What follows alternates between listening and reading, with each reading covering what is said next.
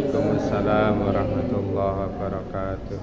Yang kami hormati Bapak Kepala Sekolah SDID Indonesia, kemudian Ibu Kurikulum, Ibu Hayati, Ustaz-Ustazah sekalian yang berbahagia dan selalu bersemangat.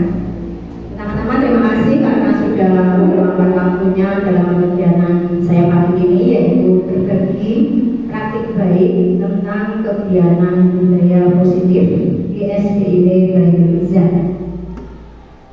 Perkenalkan, sudah kenal nama saya. Saya Kenti Mulia Hussein, kebetulan menjadi TGP Angkatan 9 pada pendidikan guru penggerak tahun 2023. Teman-teman ustaz-ustazah sekalian, pada kesempatan kali ini saya mencoba berbagi tentang budaya positif. Dari kata budaya itu adalah kebiasaan atau nilai-nilai kebaikan yang biasa kita lakukan dalam kehidupan. Nilai-nilai kebaikan atau kebiasaan baik yang diterapkan pada anak agar menjadi pribadi yang bertanggung jawab.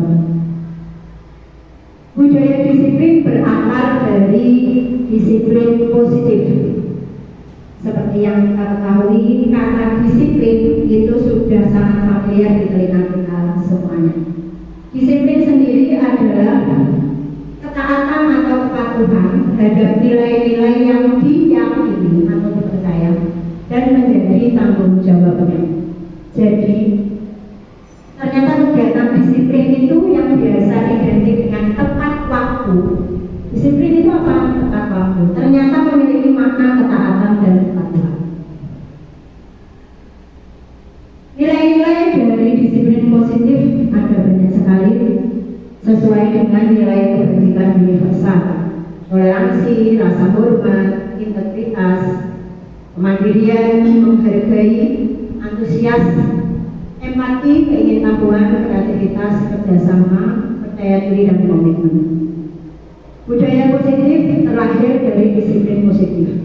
Kenapa hari ini saya membagikan materi tentang budaya positif? Karena kebetulan sekali selain untuk berbagi praktik baik, juga beberapa waktu ini ternyata meskipun kita sudah memiliki istilahnya tata tertib sekolah, kemudian kesepakatan dengan anak-anak, ternyata masih ada beberapa hal atau bagian-bagian yang sudah kita jadikan SOP itu masih belum berhasil optimal atau dalam proses perjalanannya masih perlu diamati lagi, diingatkan lagi. Ternyata dalam budaya positif pelaksanaannya itu ada motivasi, konsekuensi, hukuman, penghargaan, dan restitusi. Setelah mengikuti kegiatan guru penggerak kemarin, saya ternyata baru menyadari atau ini merupakan miskonsepsi kita mungkin dari sebuah peraturan atau tata tertib atau kita di sekolah sering mengenalnya sebagai SOP. Kita hanya mengenal kata penghargaan dan hubungan atau hukuman atau sanksi. Namun ternyata yang berpengaruh tidak hanya hukuman dan penghargaan, tetapi juga ada motivasi dan konsekuensi. Kita lebih familiar mengenal konsekuensi sama dengan sanksi.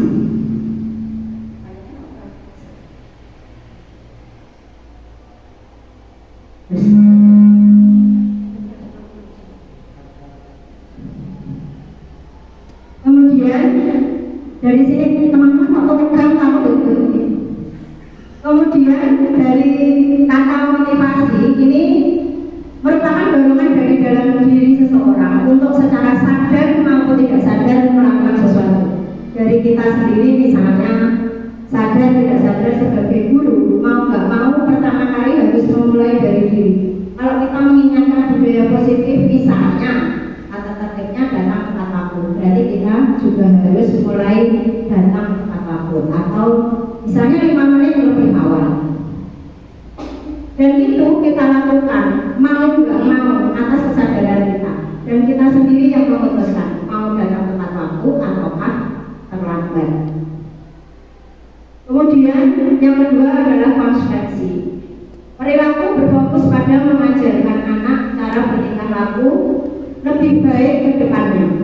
Konsekuensi memberikan pilihan jalan keluar kepada pelanggar atau anak.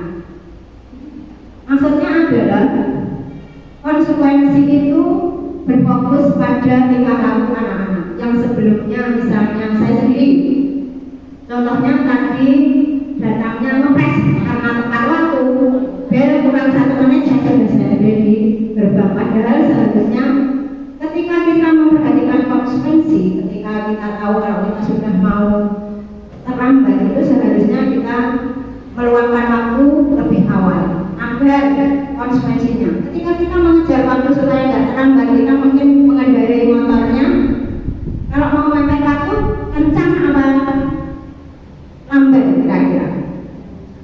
Semakin kencang.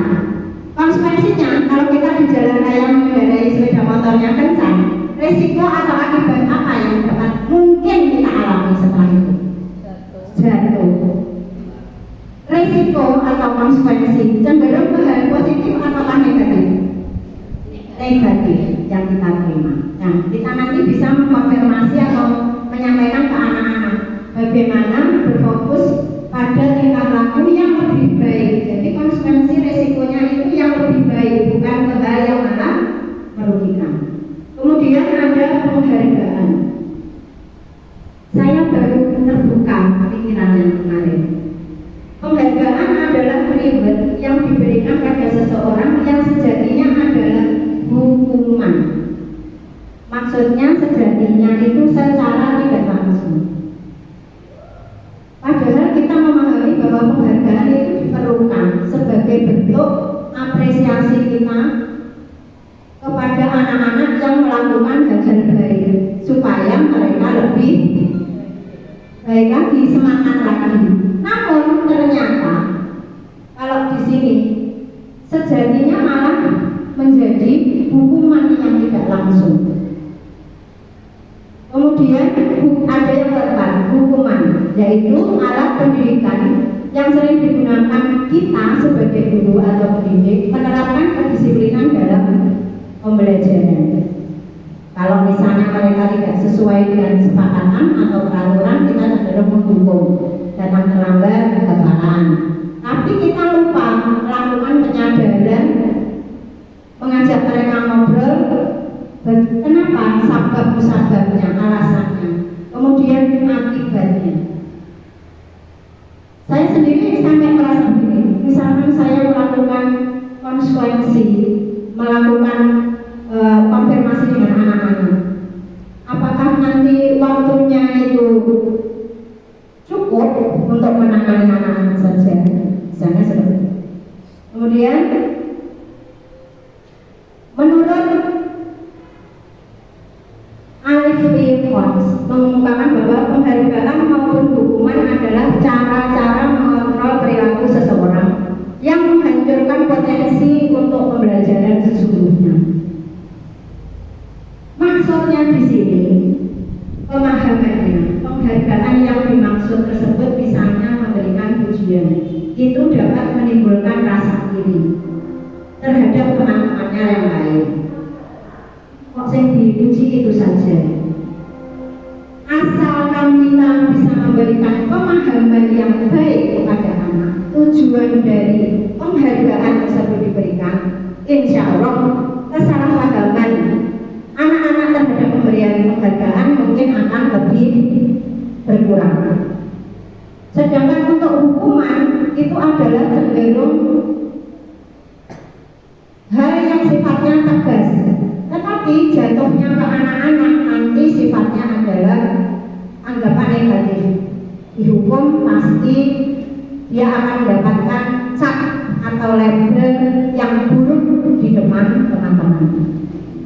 Nah, untuk itu ada yang namanya restitusi, yaitu proses menciptakan kondisi bagi peserta didik untuk memperbaiki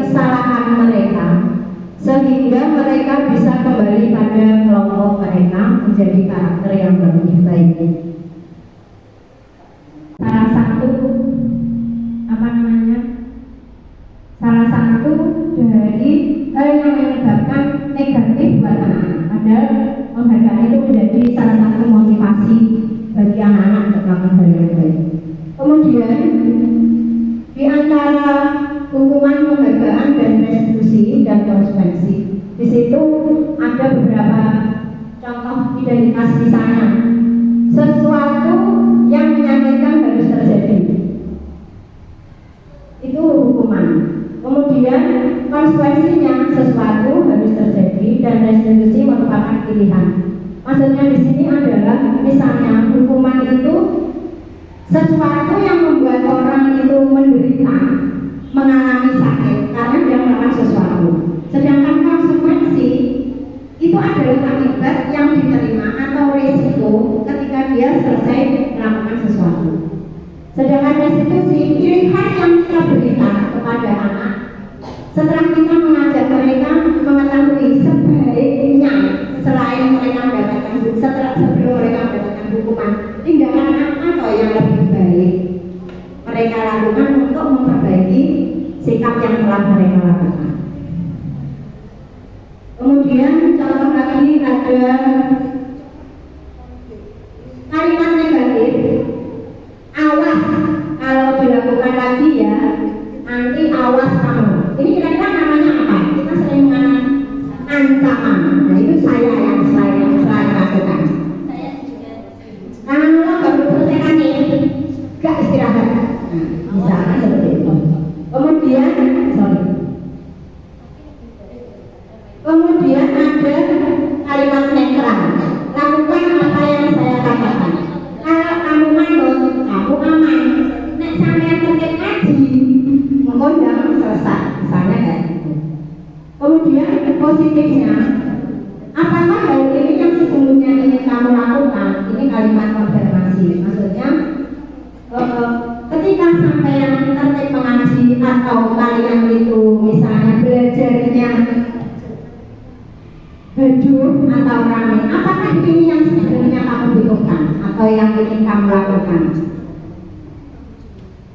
Jadi kalimat negatif itu cenderung paksaan, kalau netral itu hanya perangsang, stimulus saja.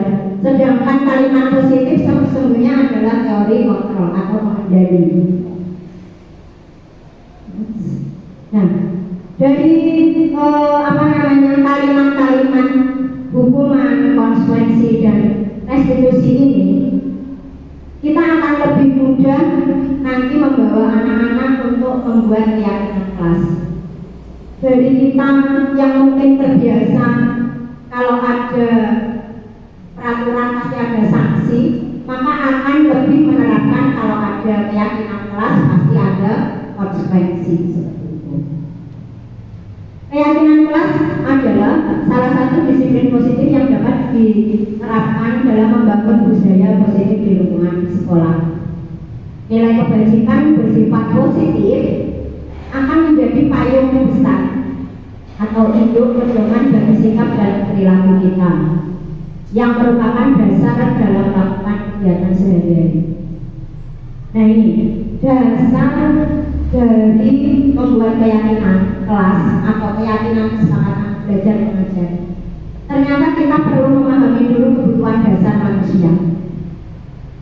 Satu, bertahan hidup. Yang jelas kita pasti menginginkan diri kita itu selamat. Yang pertama. Kedua, penguasaan, memiliki kekuasaan. Kemudian kesenangan, kasih sayang, dan kebebasan. Nah, ini yang diinginkan anak kita pada umumnya adalah bebas.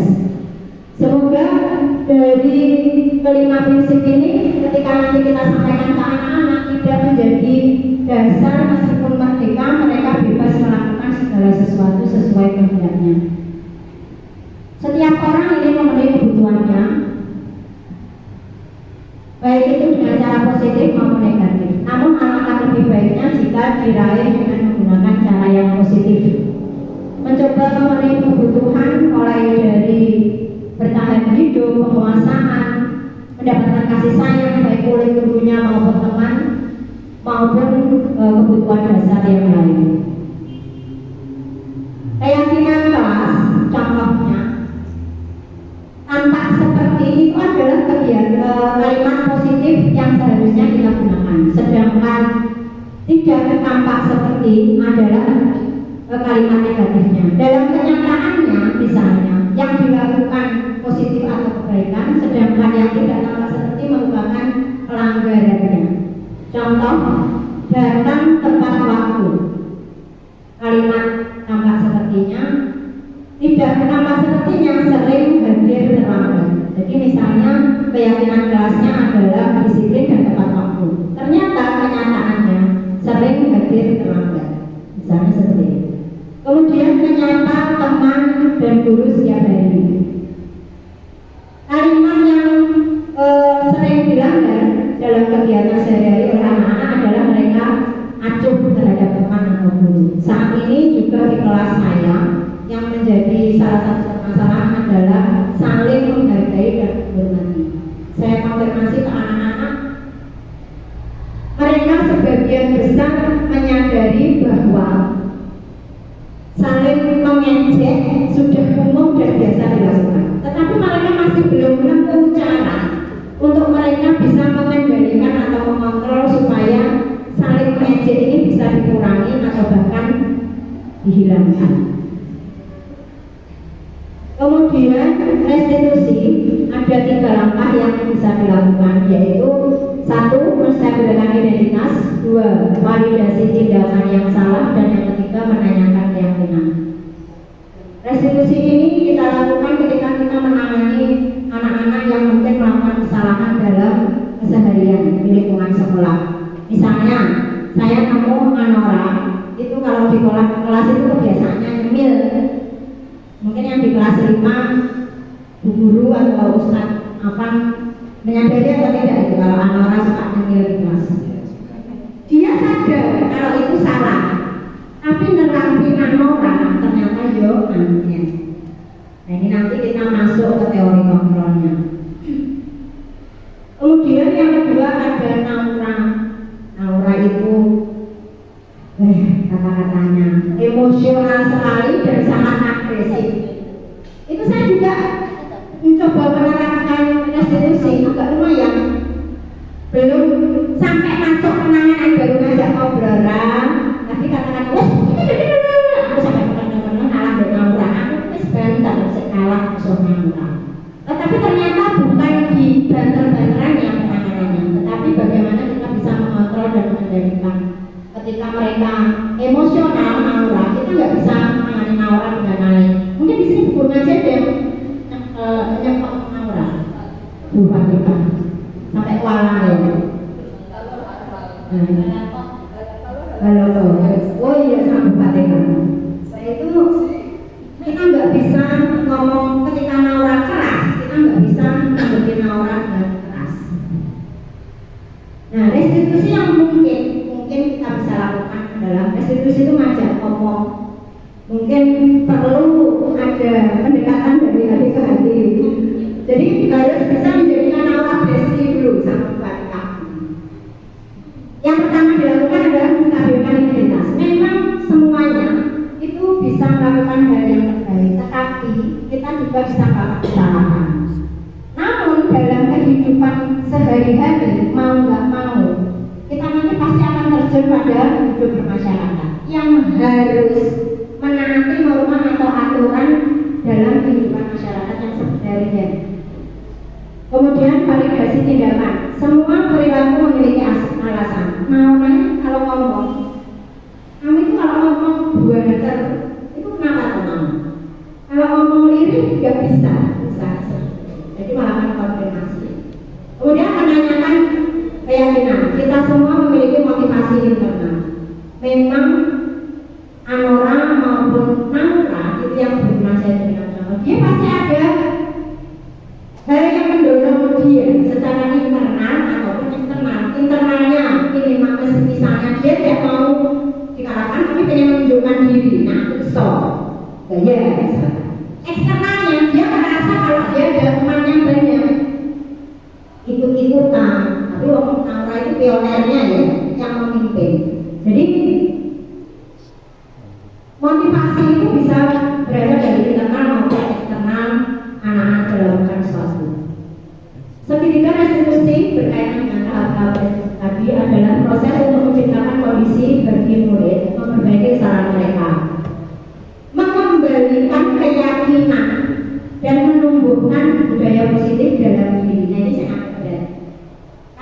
sanksinya adalah mereka melakukan sesuatu kebaikan dengan menyadari bahwa itu yang seharusnya atau sebaiknya dilakukan.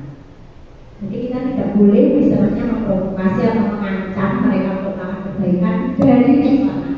Tetapi bagaimana kita membangun kesadaran mental mereka kalau itu taat sama ustadzahnya, ustadzah ngaji itu adalah sikap kepatuhanmu, sebaiknya seperti itu. Wasit bolak-balik yang terus ngambil nama saya aku. Tapi aku kan kenal lagi.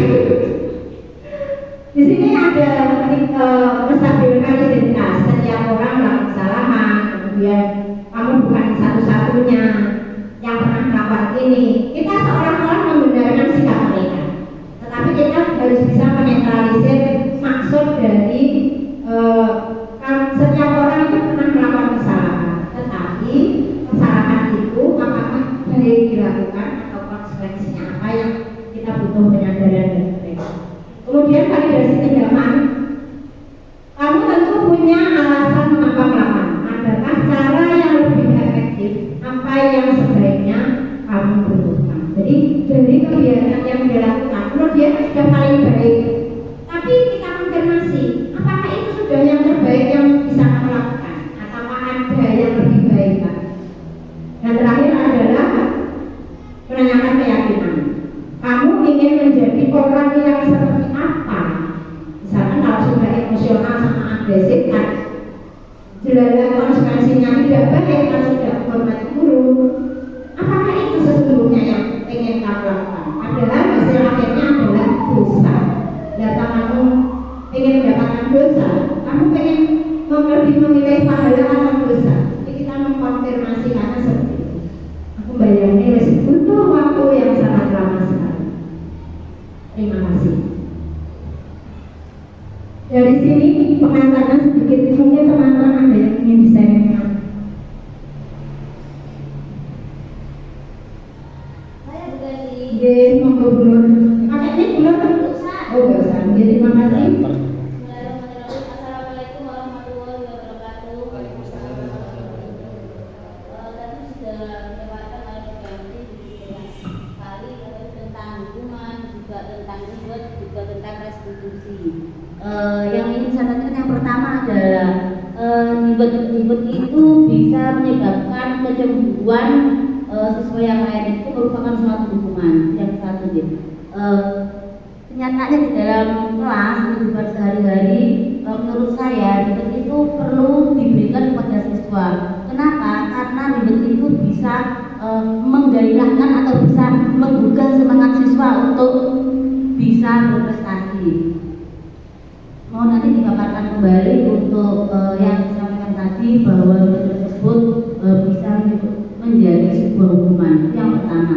Yang kedua, tadi juga dipaparkan bahwasanya kita tidak boleh memberikan hukuman kepada siswa yang melakukan kesalahan, tetapi dengan restitusi. Tadi juga dipaparkan juga tentang tahapan-tahapan dari restitusi.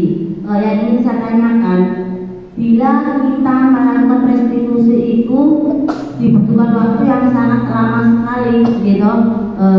Berarti itu kalau siswa melakukan hukuman, melakukan kesalahan, guru tidak boleh memberikan hukuman, tetapi tadi melalui tahapan-tahapan restitusi. Mau dijelaskan kembali tentang tahapan-tahapan restitusi agar nantinya bisa diterapkan di sekolah saya. Terima kasih Bu Dadi.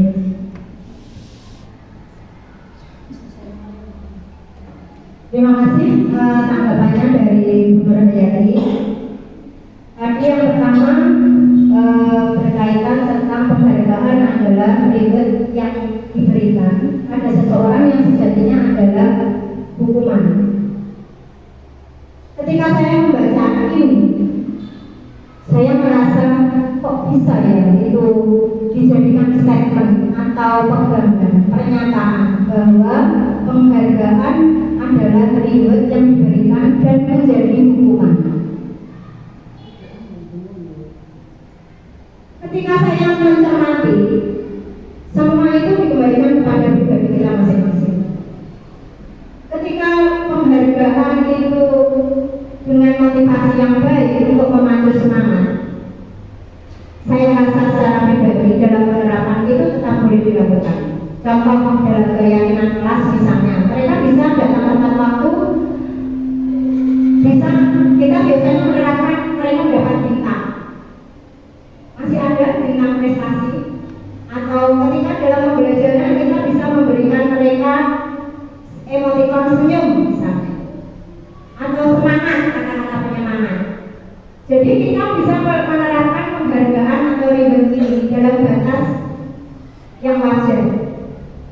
Dan kita bisa menjelaskan misalnya kepada anak yang mereka mempunyai rasa iri atau kecemburuan. Itu dalam pengajaran atau pembelajaran di kelas kita sambil menjadikan pemahaman kepada anak-anak bahwa ketika teman-temanmu yang mendapatkan nilai A plus ada bintangnya, misalnya buku ada A plusnya, karena dia mengumpulkannya lebih cepat dari temannya tepat waktu. Kalau misalnya sampai nilainya dapat A plusnya berapa Bu? Terus tambahin 5 poin. Nanti ketika nilai itu 80, ini bisa memberikan nilai 85 karena pada tabungannya dia sudah punya ribet nilai plus 5. Kalau sampai yang mendapatkan poin tambahan ribet, ya sampai harus bisa melakukan sikap yang lebih baik atau mengerjakan tepat waktu misalnya atau lebih cepat. Sedangkan ketika kita menganggap bahwa penghargaan itu sebagai hukuman sejatinya, ketika kita mungkin secara tidak sadar sehingga yang dianggap baik misalnya di kelas itu Alia saja, misalnya di garis 2 itu yang kelihatan baik Alia, yang dijadikan contoh Alia, tepat waktu Alia, karena siswa teladannya dia sama Nesya akhirnya jadikan contoh itu Nesya saja. Penghargaan yang diberikan dengan contoh yang mungkin sama, yaitu Nesya dan Dea, mungkin akan menjadi kecemburuan atau iri dengki, perasaan yang tidak terima bagi teman-temannya yang lain. Asalkan kita bisa mengkonfirmasi, maka menurut saya penghargaan itu tetap menjadi apresiasi positif yang bisa kita lakukan dan melakukan anak-anak. Karena meskipun saya belum menemukan istilahnya bertahan dari teori ini, tetapi dalam penerapannya keputusannya adalah pada diri saya sendiri.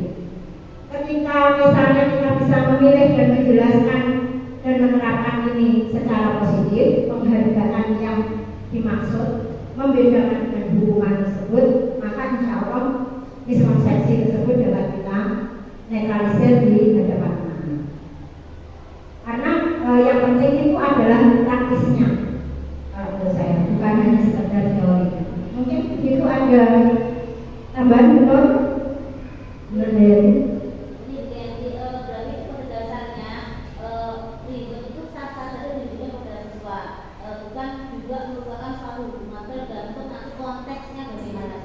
Iya, tergantung konteksnya. Oke, sip. Terima kasih Bu. Senang banget. Kemudian yang kedua, tadi pertanyaannya tentang tahapan restitusi. Mohon nanti kalau misalnya ada yang segitiga itu sama menampilkan contoh. Ini aja. Kemarin saya coba menerapkan restitusi ke Anora, misalnya, karena atau misalnya ke Taki kemarin kebetulan bolos sejak pelajaran saya bahasa Indonesia karena dia ikut pelajaran harus 3 sepak bola itu olahraga. Setelah saya mengajar 15 menit, Taki baru datang. Bajunya sudah kokoh. Dengan PD-nya dia assalamualaikum Bu, kita tugas Bu.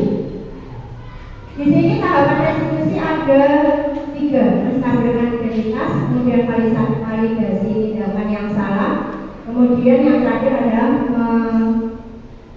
menanyakan keyakinan dia. Pada saat itu, contohnya misalnya, ketika Mas Kaki datang, saya bisa menstabilkan identitasnya. Mas Kaki, kenapa kok baru masuk ke kelas? Dia menjawab, karena saya masih ikut sepak bola di depan. Paling sudah menstabilkan identitasnya adalah misalnya, menurut kamu apakah yang kamu lakukan itu tepat atau tidak? Saya hanya sekedar ngobrol dengan. Kemudian saya tahu Mas Kaki atau setiap orang itu melakukan kesalahan.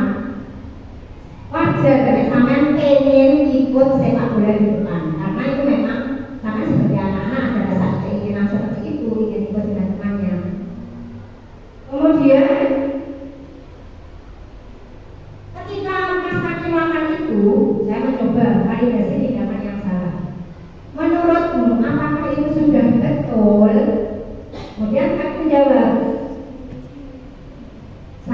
Bu. Ya sebaiknya bagaimana ikut pelajarannya bukan? Aku sudah terlambat berapa menit, kurang lebih 15 menit Bu. Kita mencoba menunjukkan ke anak didik kita, ke murid kita, mana sih perbuatan dia yang salah dan kurang benar. Kemudian kita tanya lagi, menurutmu ketika kamu pengen sepak bola, apakah harus ketika waktu pembelajaran pergantian pembelajaran itu kamu ikut tetanggamu kelas yang lain itu ikut sepak bola? Ataukah ada jam lain yang kamu bisa bermain sepak bola? Ada. Kapan? Waktu istirahat. Saya seperti itu. Kemudian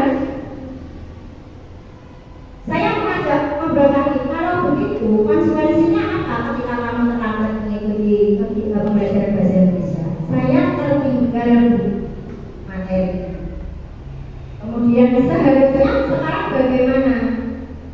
Kemudian yang saya minta maaf Bu dan kita tugas pembelajaran yang tadi saya tertinggal. Saya mencoba menanyakan keyakinan selanjutnya.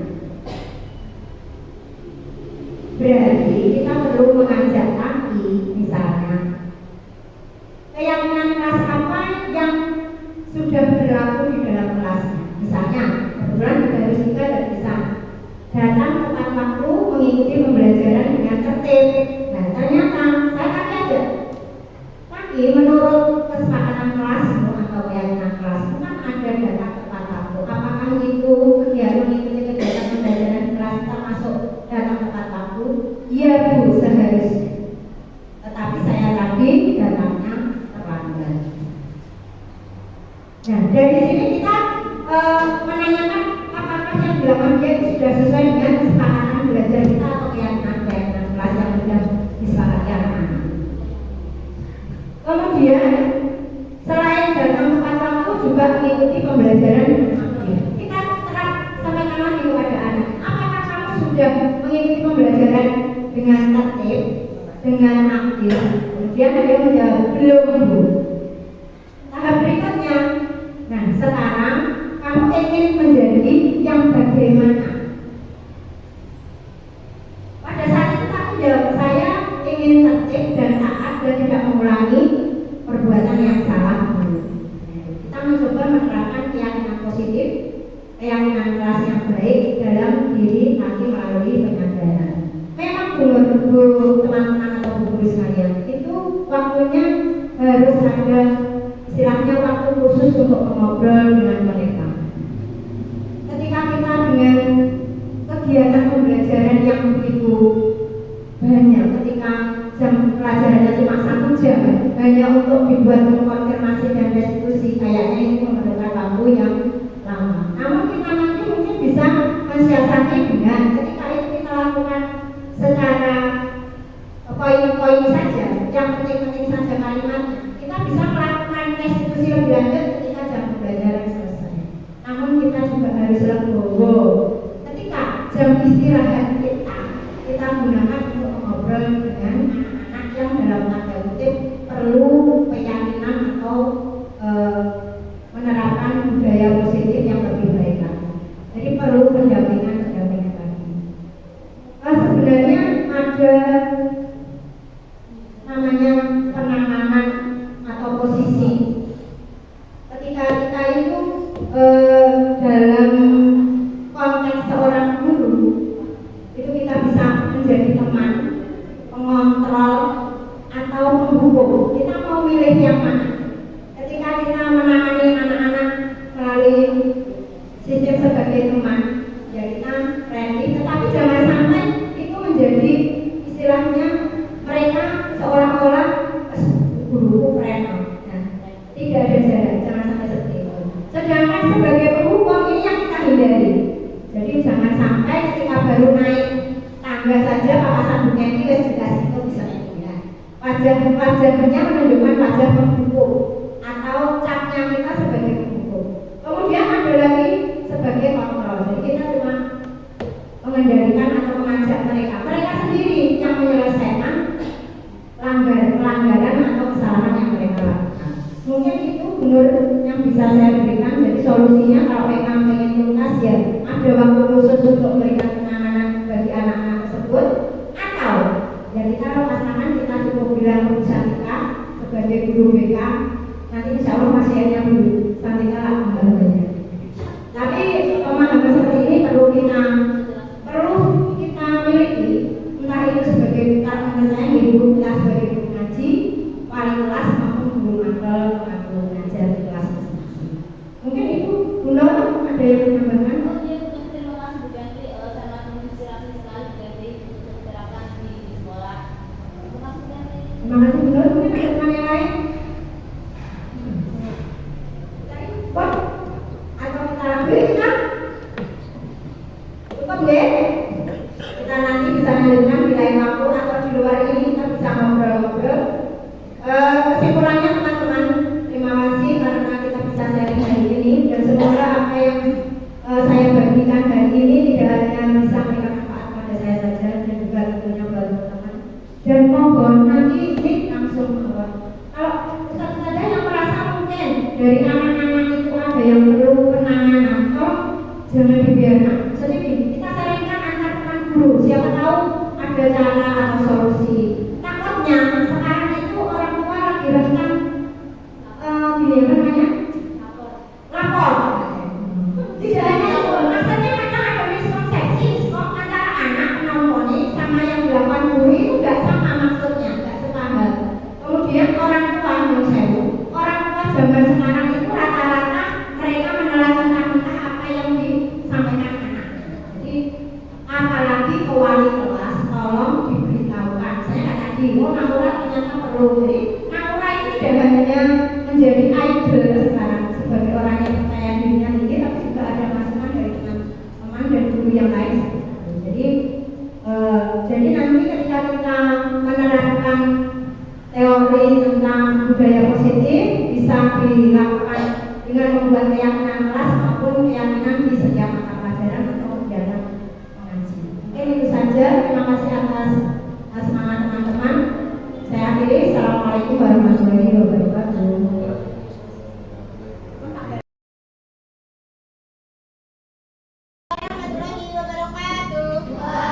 Waalaikumsalam warahmatullahi wabarakatuh. Bagaimana kabarnya semua hari ini? Alhamdulillah. Semangat belajar. Allahu Akbar. Oke, bukan mau tanya dulu nih. Masih ingat nggak visinya anak Baik Liza? Baik Liza. Cerdas, berprestasi, berakhlak, yes, Allahu Akbar.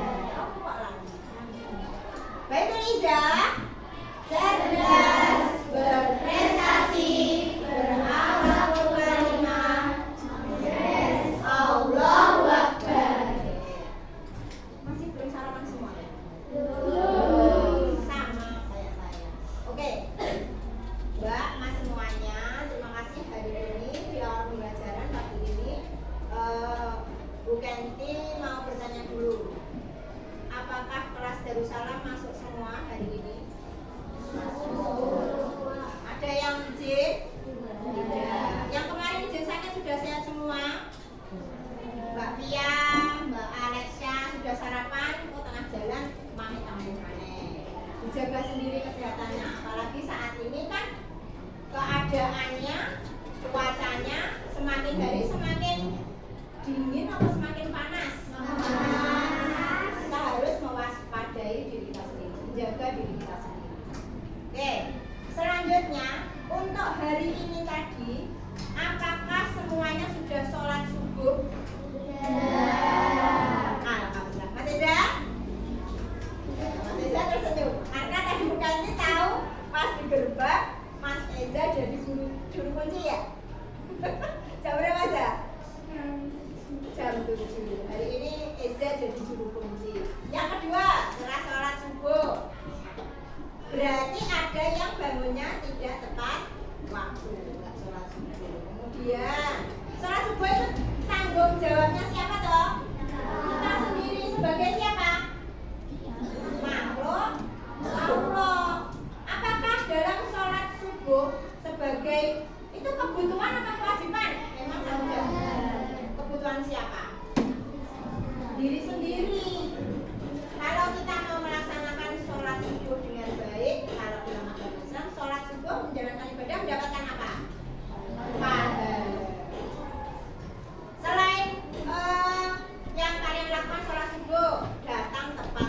tahu ya tahu nek sekolah Mas Iza. Kemudian ada yang tahu enggak kebutuhan dasar manusia itu apa wae? Makan, minum, tidur, betul, istirahat. Kalau sebagai manusia ada makan, minum, istirahat. Kalau sebagai anak kebutuhanmu apa? Belajar. Apalagi makan. Dari orang tua membutuhkan apa? Kasih sayang. Betul. Kalau sebagai siswa ilmu, butuh ilmu. Buat apa tuh kamu mencari ilmu ke sekolah? Masa depan. Maksudnya masa depan ini gimana? Maksudnya masa depan apa? Apa? Sukses, biar sukses. Di sini sudah ada yang punya cita-cita apa masih abu-abu? Abu-abu itu belum punya gambaran, sudah punya cita-cita. Dari pengalaman dari tadi pagi bangun sampai berangkat sekolah aja kita sudah memerlukan atau membutuhkan mulai dari sekolah, mandi ya. Mana saya borong mandi, sikat gigi, berangkat saya kecut. Enggak kan? Semuanya dari sisi kebutuhan dasar.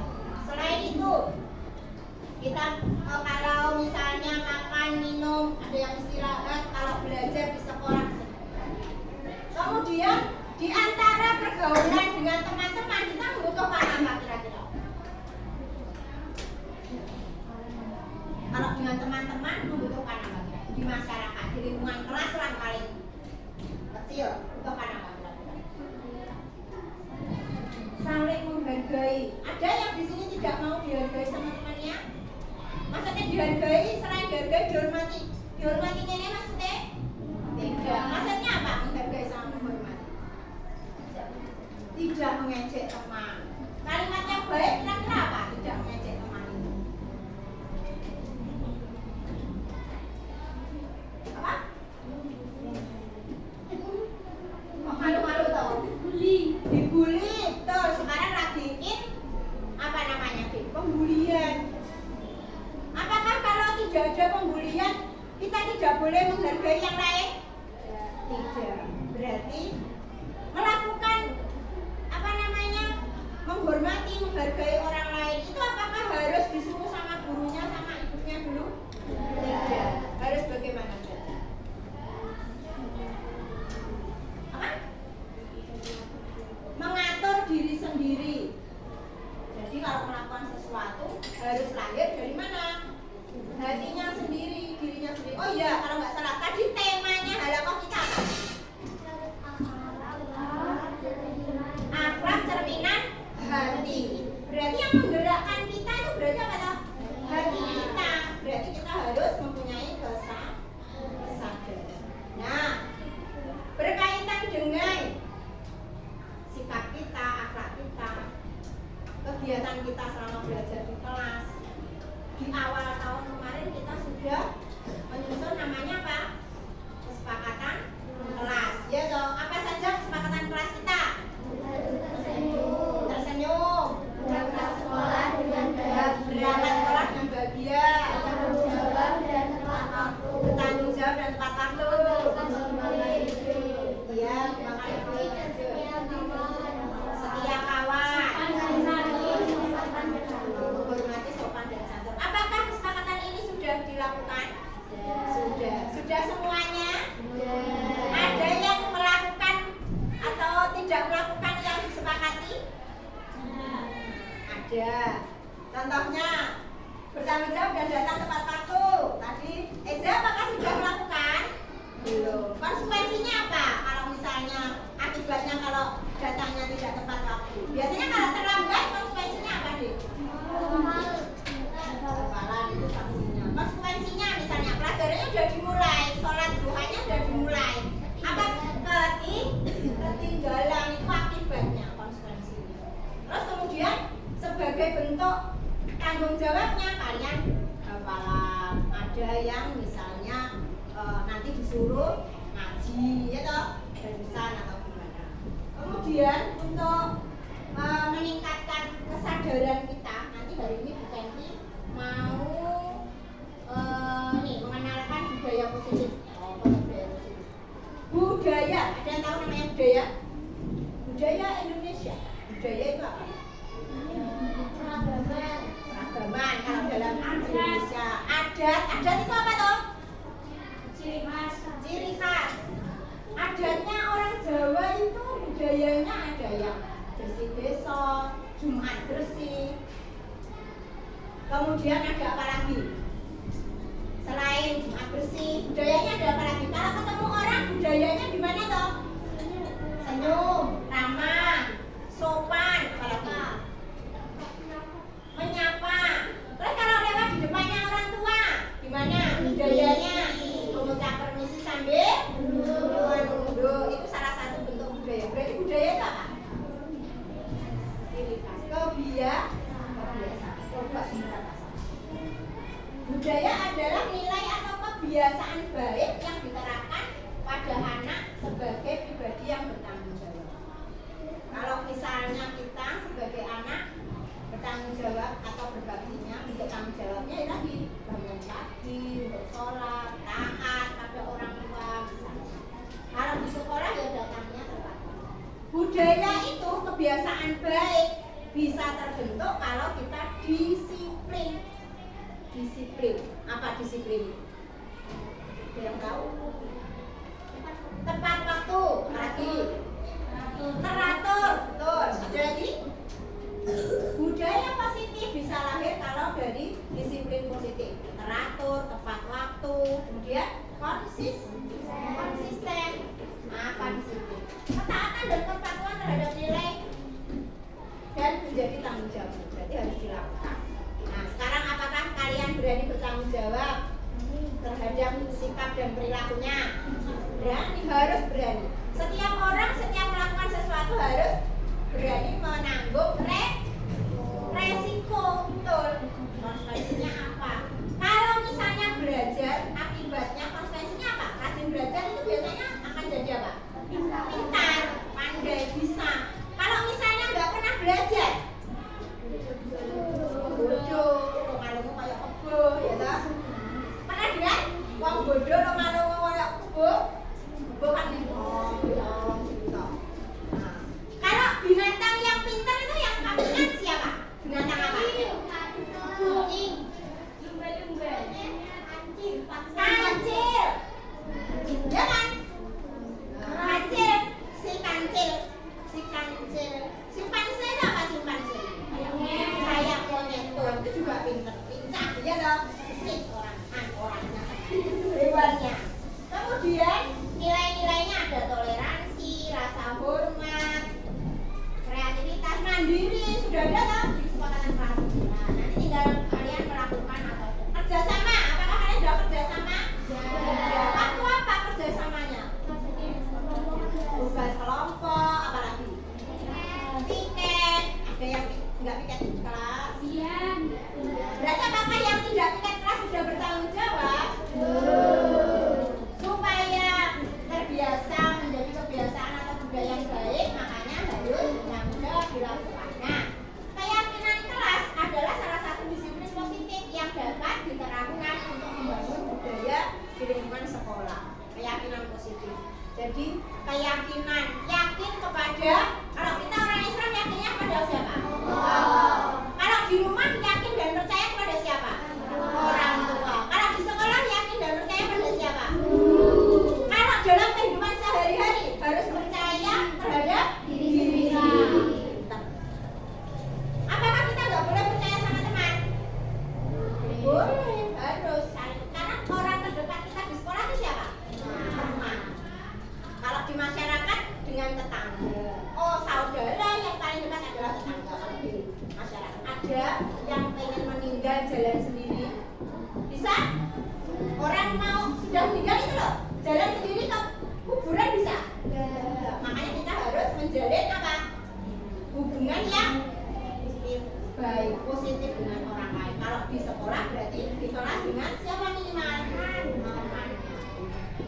Nah, untuk menciptakan lingkungan kelas yang nyaman, belajar yang tenang, dan ini ada kita buat keyakinan kelas sesuai kesadaran kita. Kemarin kita sudah punya peraturan sekolah, kesepakatan kelas, sekarang kita buat kalian sendiri mengusulkan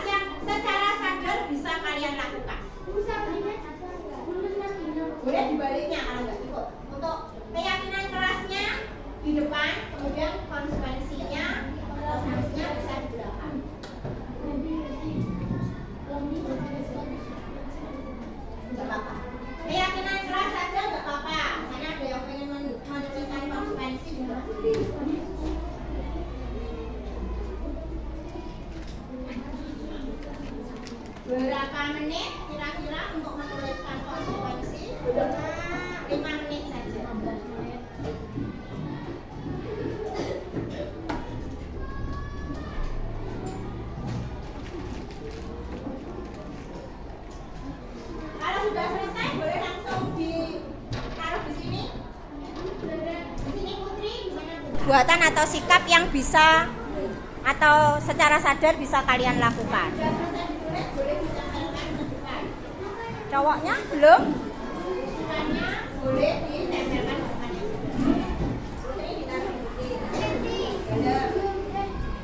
Sudah, Mas Tora sudah dikumpulkan. Mas Anit sampun?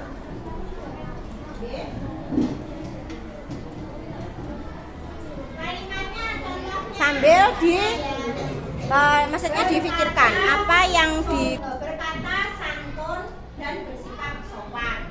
Ini di kelas itu kata-katanya nggak usah panjang-panjang, cukup dia 3 atau 4 kata saja. Kata-kata keyakinan kelasnya, usulannya. Misalnya mengerjakan tugas dengan tertib. Kalau pengen nambahin juga boleh.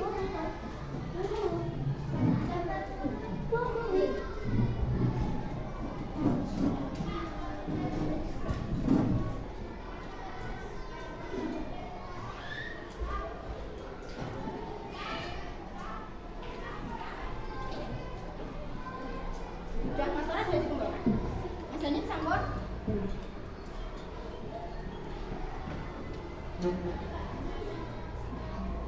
Sambil maksudnya dipikirkan apa yang dikumpulkan ditulis itu adalah perbuatan atau sikap yang bisa atau secara sadar bisa kalian lakukan. Cowoknya belum?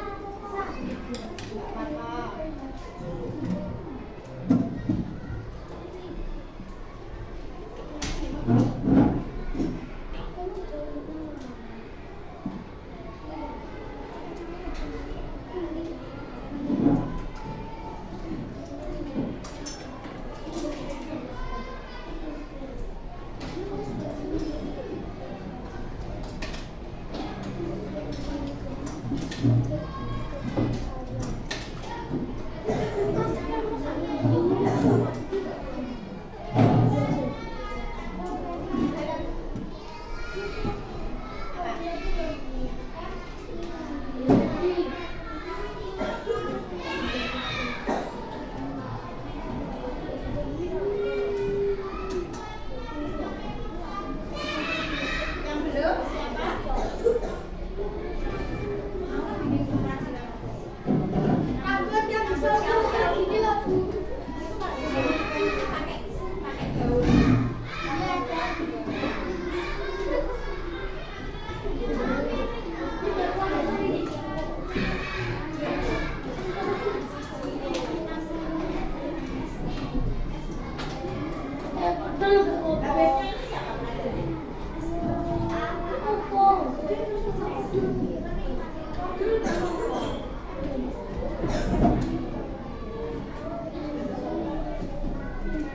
Sambut. Ini minta satu cowok untuk membacakan dengan keras usulan teman cowok. Yang lain dulu.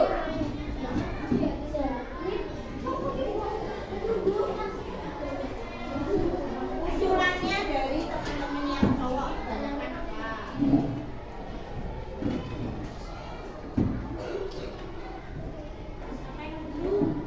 Siapa yang cowoknya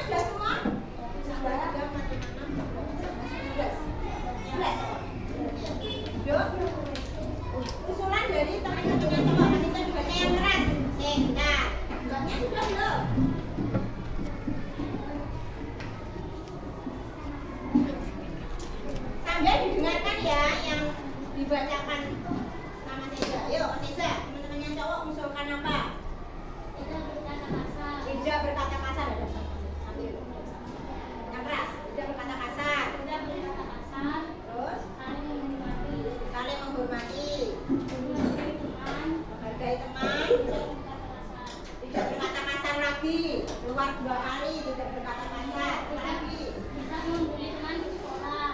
tidak membuli teman selalu. Lanjut lagi.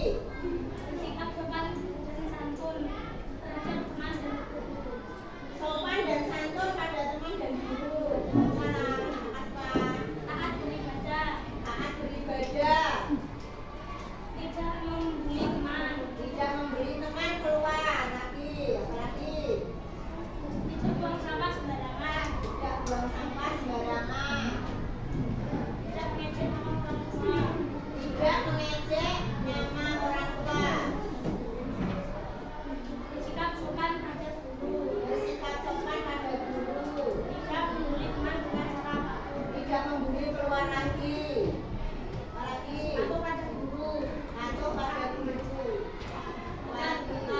Tidak bertempat. Menghormati guru. Menghormati guru. Tidak berkata kasar. Tidak berkata kasar. Tidak mengejek teman. Tidak mengejek teman keluar lagi. Mengejek. Tidak bermain fisik. Tidak main fisik bayo. Atau pada aturan. Atau pada aturan. Menghargai guru. Menghargai guru. Menghargai teman dan tidak mengolok-olok teman. Menghargai dan tidak menolong teman. Saling memaafkan. Waduh, baik. Saling memaafkan. Terima kasih Mas Eza. Kakak Eka. Mbaknya siapa yang mau membacakan? Ayo, Mbak Nisa boleh? Menghargai teman, saling memaafkan. Tidak boleh mengejek nama ortu.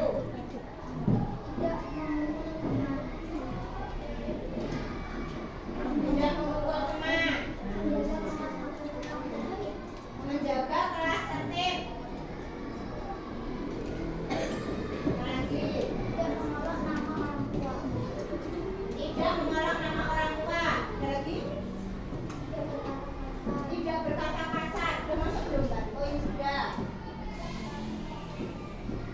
Mengerjakan soal tepat waktu. Mengerjakan tugas tepat waktu.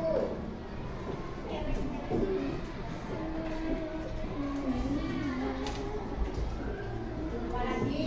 Berkata santun dan tidak boleh berkata kasar. Nih, kata kasar. Ada lagi? Datang tepat waktu. Datang tepat waktu.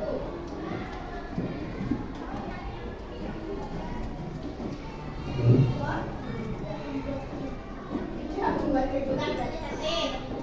Apa? Sudah ya? Oke, makasih Mbak Lisa.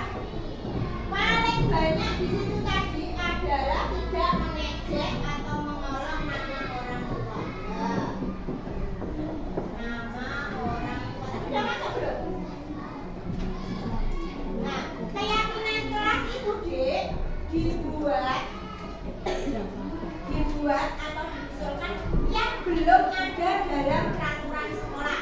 Tadi ya ada tidak berkata kasar atau harus berkata santun, tidak membuli teman berarti harus apa kira-kira?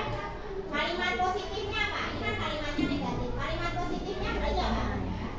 Menghargai. Sudah deh, menghargai. Mana tadi? Nih, menghargai teman. Kemudian berkata yang sopan atau santun. Kemudian taat beribadah. Ini kewajiban masing-masing ya.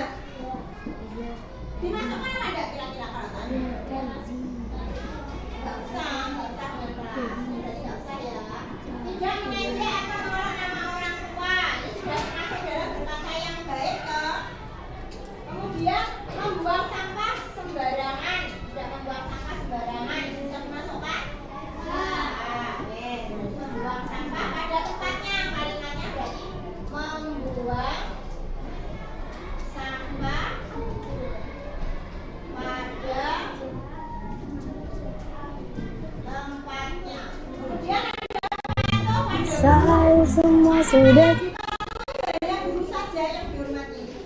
Kalau di kelas di sekolah ini naik takai, katanya bisa naik takai. Usulan keyakinan kelas berarti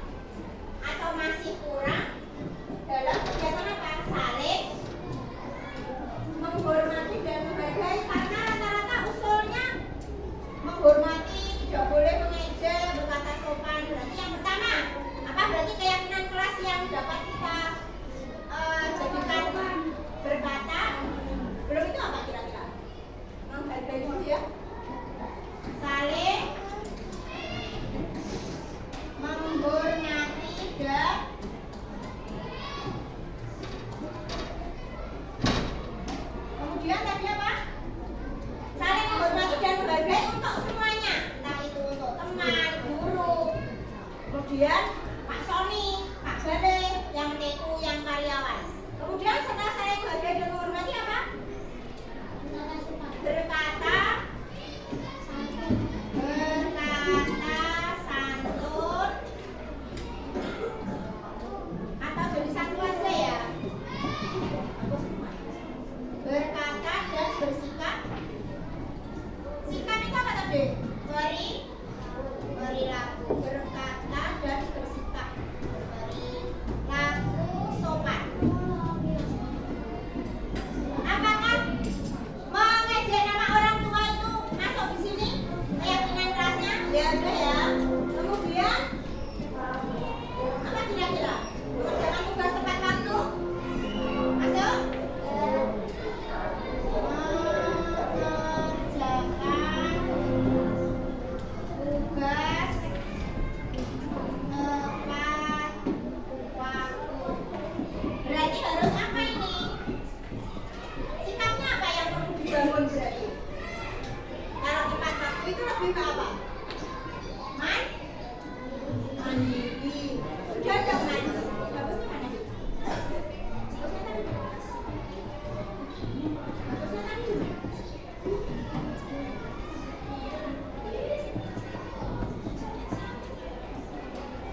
Mandiri dan apa? Mandiri dan bertanggung jawab. Kemudian yang kelima, setelah mandiri dan bertanggung jawab, atau pada guru bisa dimasukkan menghormati dan menghargai ya. Ini ya, saling memaafkan, dimasukkan. Kalau ide itu berarti masuk apa? Ide, mengembangkan ide yang usulan kemarin. Apa? Misinya kita apa dong? Nah, kreatif, disiplin, apa kira-kira? Saling memaafkan berarti apa berarti? Rukun ya, rukun dan saling rukun dan saling memaafkan. Satu lagi yang paling mendasar ini aslinya. Kita harus apa toh? Tetap ya, semangat kelasnya dimasukkan bahagia dan apa kira-kira? Semangat dan bahagia. Selalu semangat dan bahagia.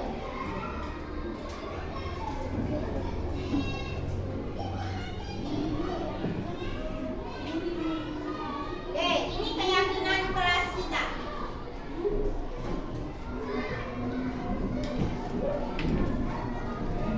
Siap nggak kelas anak kelas Darussalam 1 dengan secara sadar melaksanakan keyakinan kelas kita? Siap. Coba ditirukan bersama-sama. Keyakinan kelas Darussalam 1. Keyakinan kelas Darussalam 1. Nomor 1 apa ini? Saling menghormati dan menghargai. 2. Berdoa dan berperilaku sopan. 3. Menjalankan tugas tepat waktu. 4. Mandiri dan bertanggung jawab. 5. Rukun dan saling memaafkan. Terakhir 6. Selalu semangat dan bahagia. Siap melaksanakan keyakinan kelas secara sadar. Berarti setelah ini nanti harus lebih baik atau malah lebih buruk? Lebih baik, janji ya. Apalagi yang nomor 1 saling menghargai dan menghormati.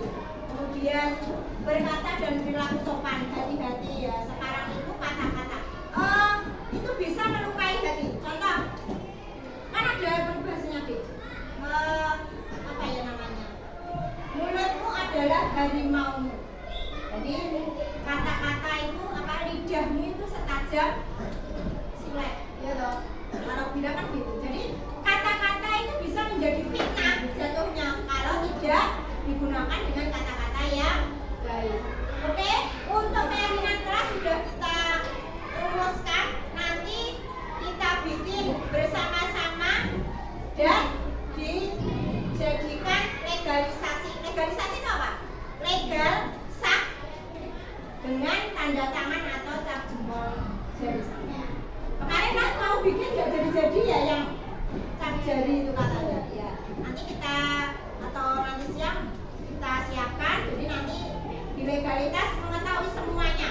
Nanti bukan disampaikan ke orang tua sebagai bentuk apa namanya lanjutan, tindak lanjut dari kegiatan kita. Jadi kita saling mendukung antara orang tua di rumah dan di sekolah. Siap laksanakan antara satu? Siap. Oke, terima kasih untuk kegiatan hari ini. Nanti akhiri dulu. Ditanyakan Mbak? Oh iya. Nanti akhiri dulu. Assalamualaikum warahmatullahi wabarakatuh.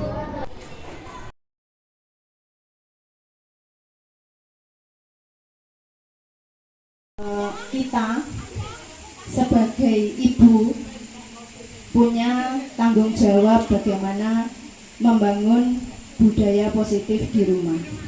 Mungkin sepertinya budaya positif itu sudah familiar di telinga kita. Ya memang budaya itu kalau positif yang baik-baik memang kewajiban kita untuk mengembangkan di keluarga. Tapi apa yang dimaksud budaya positif tersebut, kemudian komponen apa saja yang sebaiknya kita bangun khususnya untuk anak-anak kita, itu mungkin yang bisa menjadi pembelajaran atau model bagi kita semuanya. Pembelajaran diklat itu hanya dikhususkan untuk guru, tetapi saya mencoba memasukkannya untuk diri sendiri sebagai seorang ibu, sehingga mengajak panjenengan bagaimana membangun budaya positif itu di rumah. Di sekolah ada namanya peraturan, ada tata tertib.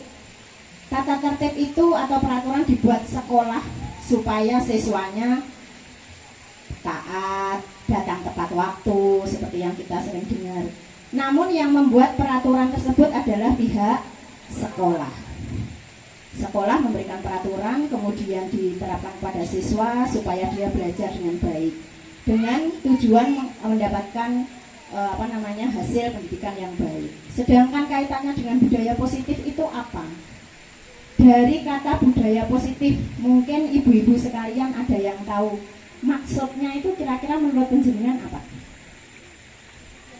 Budaya positif. Budaya positif. Kebiasaan yang positif, kebiasaan yang baik. Bagaimana kita membangun kebiasaan-kebiasaan yang bernilai kebaikan di rumah. Kita ngajari anak kita boso tole. Saya sekarang lebih sulit ngajari anak saya boso Jawa daripada bahasa Indonesia sama bahasa Inggris. Ibaratnya, karena terkadang sopan santun itu lebih mudah diterapkan ketika memakai bahasa Jawa, kromo misalnya. Jadi selain bahasa juga karakter-karakter yang lain, misalnya sikap, perilaku. Kemudian disiplin positif. Jadi budaya positif itu bisa kita bangun kalau anak-anak kita itu bisa melaksanakan disiplin positif. Disiplin sendiri itu adalah ketaatan dan kepatuhan yang memiliki nilai tanggung jawab. Kalau saya sendiri sebagai ibu ngadepi anak saya lebih jauh berbeda dibandingkan ayah atau ibu saya dulu mendidik saya. Nggak tahu ini sama apa tidak sama panjenengan semuanya. Aku mbiyen digetak orang mungker. Sekarang anakku aja dek gitu tok wis ibu ikereng. Padahal guru-guru nek buke kewereng tenan kaya ngopo. Jadi bagaimana saya selalu ingat kutipan, bagaimana kita menyiapkan anak kita siap menghadapi zamannya. Itu adalah salah satu hal pedoman yang dapat kita pegang. Salah satunya dengan apa? Melaksanakan disiplin positif. Tadi di mobil saya ada contoh, anakku itu nek gurung jam 8 utawa jam 9 gugah angel. Sebelum kita gugah anaknya jam 8 jam 9, yang harus bangun pagi siapa? Ayah. Ayah membangunkan ibu, atau ibu membangunkan ayah. Nah ini hal mendasar. Padahal anak itu dibentuk oleh orang tuanya. Nah orang tuanya sendiri sebelum bentuk anaknya harus mau membentuk diri sendiri. kita tidak melaksanakan keyakinan yang baik di rumah, kata-kata yang baik, perilaku yang baik, atau ada kesalahan yang tidak sengaja dia lakukan, ada 3 hal ibu-ibu yang harus kita perhatikan. Namanya restitusi, penanganan pengubahan perilaku yang dari kurang baik menuju baik di agama. Pahala, nah itu harus kita mulai tanamkan. Kalau Mbak Nung nggak mau sholat, tambahan sangunya berkurang. Nah, misalnya bonusnya ribetnya. Kemudian kalau nggak bangun pagi, misalnya bangunnya terlambat nih 5:30. Konsekuensinya kalau terlambat berarti sampai sekolah gimana? Sudah ditutup gerbangnya. Kalau sekarang kan banyak sekolah-sekolah yang mulai menerapkan disiplin sekolah. Jadi ada petugas disiplin yang mencatat kalau dia misalnya nggak tepat waktu, pintu gerbangnya ditutup Pak Satpam, suruh berdiri, ada yang hafalan, suruh baca Pancasila dan lain-lain. Itu adalah salah satu cara untuk membentuk pribadi yang disiplin. Nah, tugas kita di rumah mendampingi sekolah. Ojo sampai kita ada prasangka. Mungkin ini seudahnya saya sebagai orang tua itu harus bayar. Kan ini tugasnya sekolahan, ini tugasnya guru. Mau anakku jadi pinter apa enggak, api elek ini urusannya sekolah.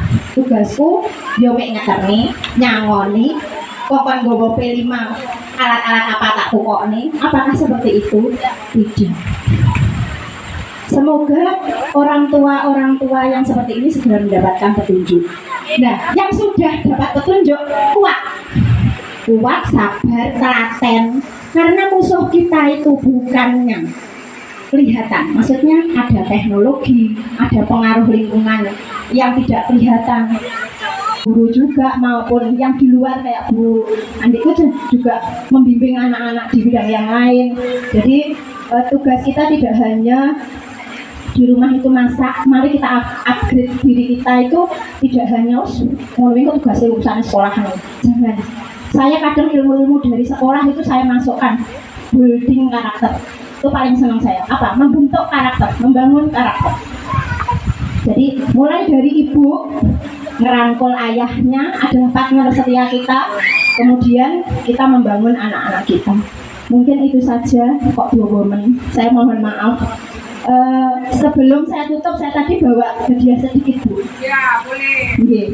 Tapi kecil sekali hadiahnya, tapi nanti biar menambah kita menjadi manis. Mungkin ada ibu-ibu yang bisa menyampaikan 5 contoh budaya positif yang bisa dilakukan di rumah, atau 3 saja sudah. 3 keyakinan kegiatan positif yang bisa kita biasakan di rumah untuk anak kita membangun karakter atau budaya positif di rumah. Monggo. Atau ada yang ditanyakan, Mbak Nung, kok aku dipon dalam dia. Mungkin ada yang tanyakan, Bu, ojo sepanu tuh, Bu. Ya, Dharma Wanita. Oke, mau. Damkar. Apa tadi? Ya, kita tadi. Maju, berprestasi, oke. Ya, DPWP Damkar, lanjut. Maju, berprestasi, oke. Monggo Mbak Nung, ada yang ditanyakan? Oh, sampun, selak makan Bu Wendy. Sudah nggak ada ini yang mau menjawab. Nah ini anaknya suruh maju, boe menang. Monggo, nggak apa-apa. Masih budaya positif yang bisa diterapkan di rumah. Monggo Bu, itu mic-nya. Tepuk tangan untuk Bu Wendy. Ada dia loh.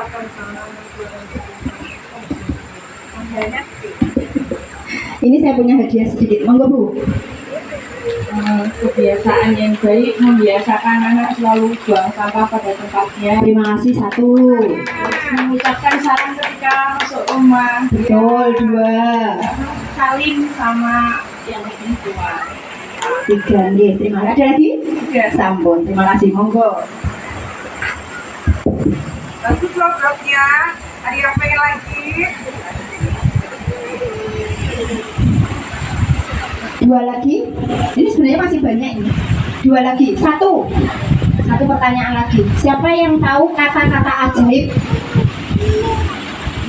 Kata-kata kata-kata ajaib dalam kehidupan kita. Itu tidak boleh lepas. Oke, terima kasih. Maaf. Minta tolong. Satu lagi. Sebutkan 2 kata motivasi yang familiar kita lakukan ke anak-anak. Kata motivasi atau slogan yang pas untuk anak-anak kita. Slogan ini contoh. Kebersihan sebagian dari iman. Yes. Nah, 2 saja. Monggo. Slogan yang lain. Jadi kita akan buka bukunya anak ini. Ya, rajin pangkal pandai. Kamu sekolah kok gak tahu aku ya lali toh. 3 enggak boleh yang sudah disebutkan, enggak boleh. Ayo. 2 saja. Mau ikut tawanan Pak Hendri kita. Maju terus pantang mundur 1, terus 2. Iya seto. Enggak apa monggo Pak. Hemat tanggal kaya ya. Apa? Terima kasih.